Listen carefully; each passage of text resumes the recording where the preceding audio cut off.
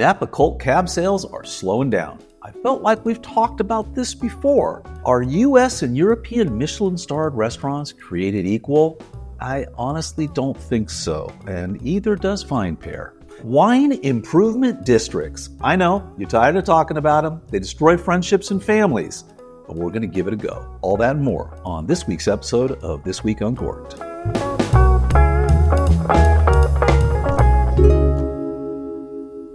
Hello and welcome to episode 58 of This Week Uncorked for Monday, August 25th, 2025. I'm Brett Martin for Cork & Journey. If you're not familiar with Cork & Journey, well, we are your number one source for corkage fees. We also have winery reviews, wine reviews, restaurant reviews, regional wine guides, and much, much more. With that, let's get right on into this week's news.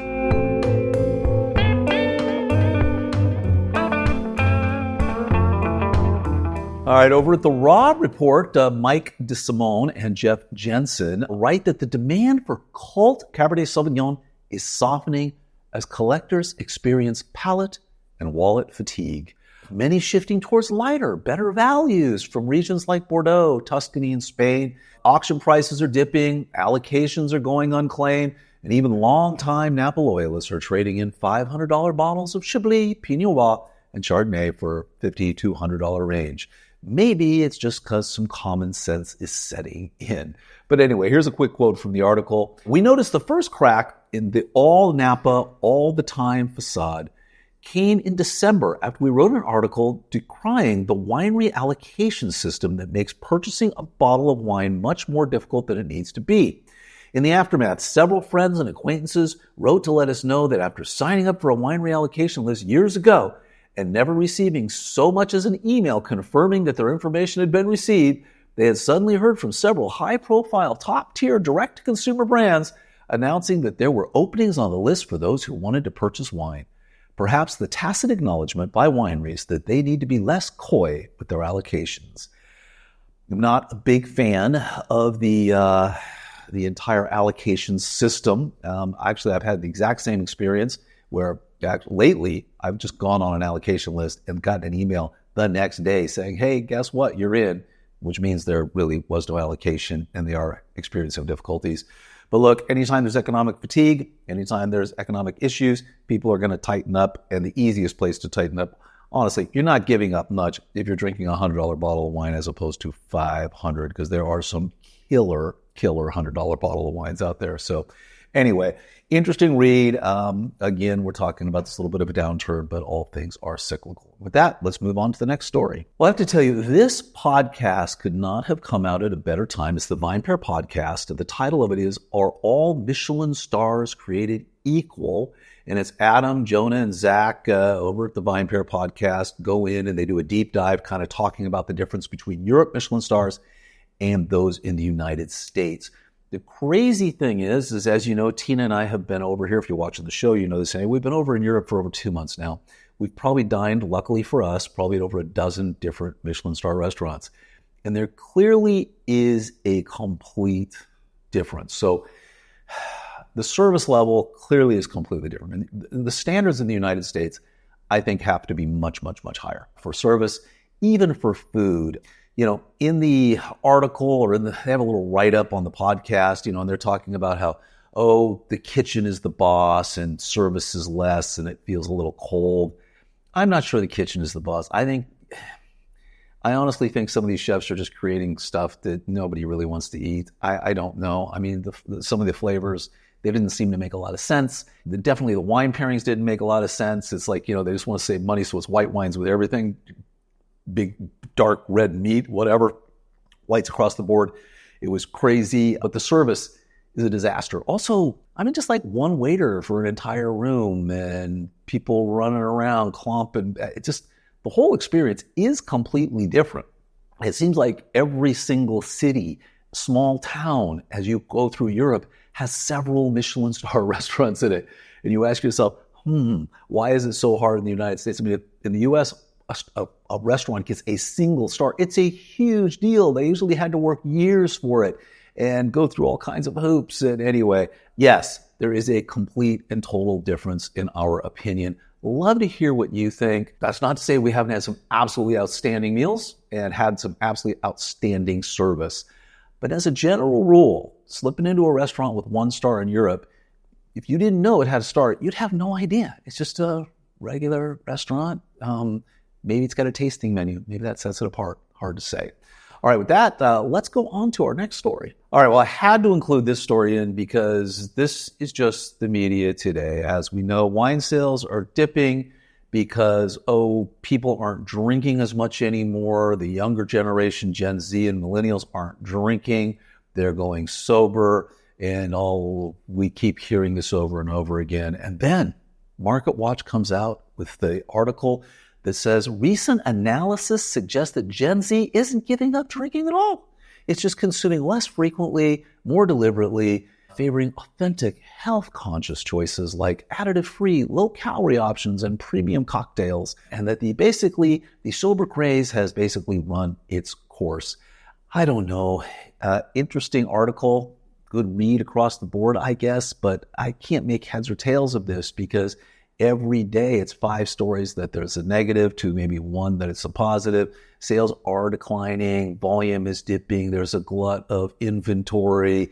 But anyway, nice for them to come out with an article that seemed to have very little backing to it whatsoever. But I thought I'd point it out. Maybe it's a ray of hope in a dark time or not. You never know. Anyway, and with that, we're going to wrap up the news by heading over to Sonoma County and an article from the San Francisco Chronicle. All right, this one is near and dear to my heart. So Jess Lander and Esther Mobley are reporting that Sonoma County is planning on putting a wine improvement district, or a WID, in place.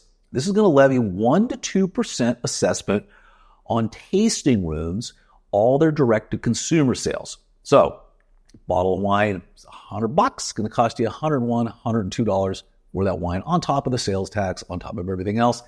That money is collected. It then goes into a wine improvement district fund, which is a general marketing fund for the entire area and for all wineries. Technically, the bigger wineries are selling more, and they would pay higher taxes, but all of that advertising would also benefit the little guys. But there was a lot of pushback on the article from the small guys who said, it's going to unbear burden on them. I completely disagree. And these wine improvement districts, they're not new, and business improvement districts aren't new. As a wine improvement side, San Luis Obispo has had one for years, the San Luis Obispo Wine Coast District. They charge 1% on all direct-to-consumer sales right out of all their tasting rooms.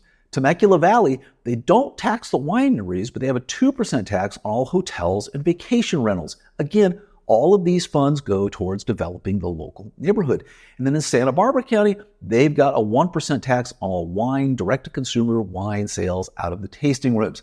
These all go in to fund advertising campaigns, marketing campaigns to drive traffic to it. Do they work? Yes, they do. Business development funds also work. I will tell you, I ran a software company out of the Bay Area, Silicon Valley, and we wanted to relocate. We determined we were going to relocate our office to Texas for tax reasons, labor reasons, and a variety of things. I was wooed by several different cities, ended up settling on Allen, Texas. They had a 0.5% sales tax that was added across the board. So if you ever purchased anything in Allen, Texas, there was a 0.5% sales tax that went to the business development fund. It was real. They had a small little staff. They picked me up at the airport. They took me to my hotel. They took me to dinner. They showed me around. They showed me 7 or 8 office buildings. They offered tax incentives. They opened a course at the local community college to train people specifically to work for my business. All of this was funded by that 0.5% sales tax.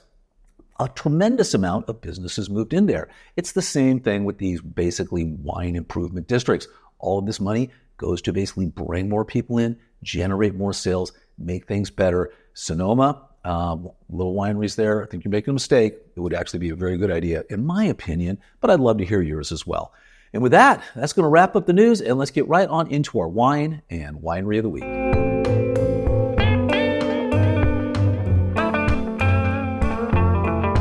All right, for our winery week, we're going to go to Tuscany, Casa Emma. Basically, this is in Chianti Classico. They specialize in Sangiovese, as you would expect. We were there the latter part of June, mid-June, late June.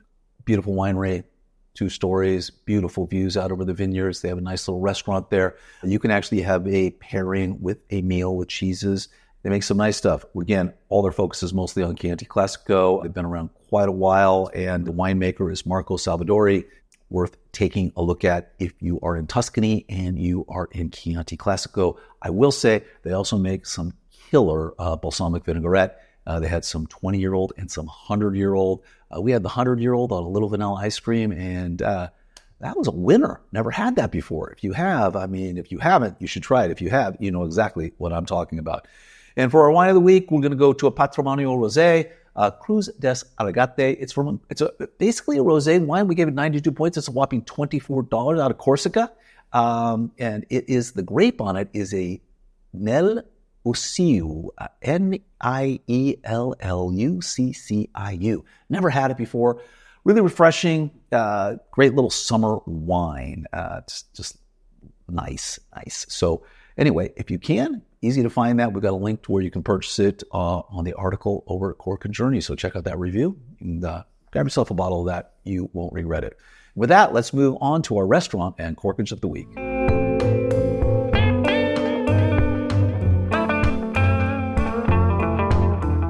Well, we are jumping all over the planet today.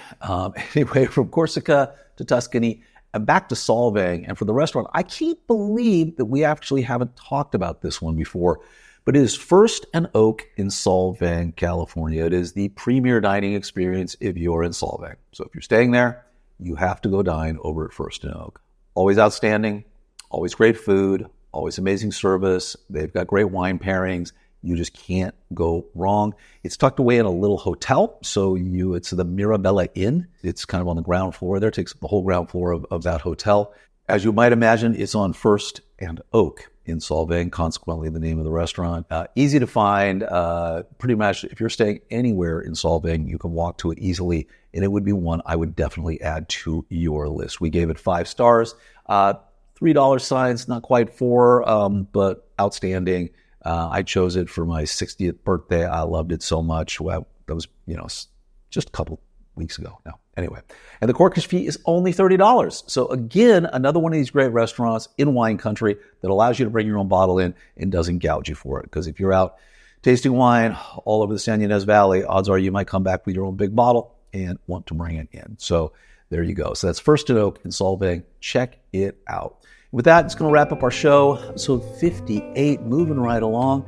I want to thank everybody for joining us. Until next week, cheers. Also, don't forget, subscribe, follow us on social media, smash the like buttons, subscribe to us on your local favorite podcast app, all that stuff. See you soon, guys. Bye.